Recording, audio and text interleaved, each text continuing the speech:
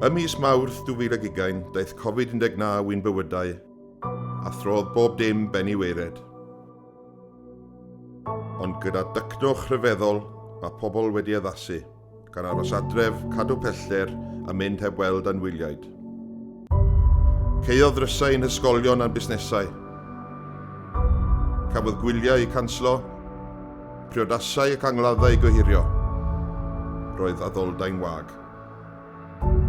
Mae hi'n anodd peidio cael yr rhyddid arferol I gymdeithasu, heb fedru cysur y ffrindiau, gweld aelodau newydd o'r teulu, ac I fethu ffarwelio'r sawl oedd yn ein gadael.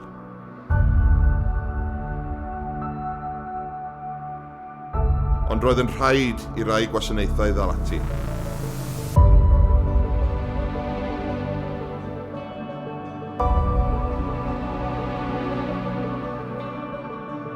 Gweithaf pob risg, roedd gweithwyr allweddol yn fodlon sefyll yn y bwlch.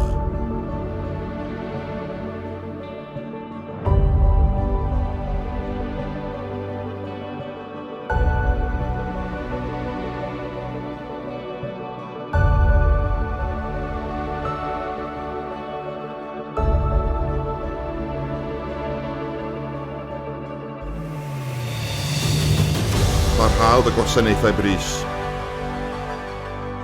Danfonwyd nwyddau angenrheidiol. Sicrhawyd gwasanaethau allweddol, cyfathrebu, trydan a dŵr. Casglwyd ysbwriel. Edrychwyd ar ôl anifeiliaid fferm. Daeth gwirfoddolwyr I helpu'r rhai mewn angen. Ac ofalwyd am y bregus yn ein plith. Beth bynnag a ddaw, fe fyddwn ni yn parhau i'ch gwarchod a chamddiffyn.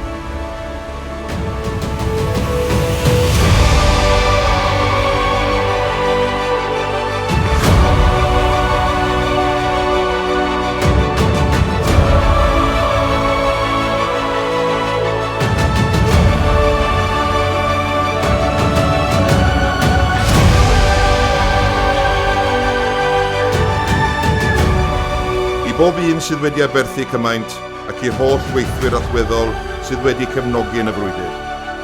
Gennym ni yn y gwasanaeth iechyd, diolch o galon.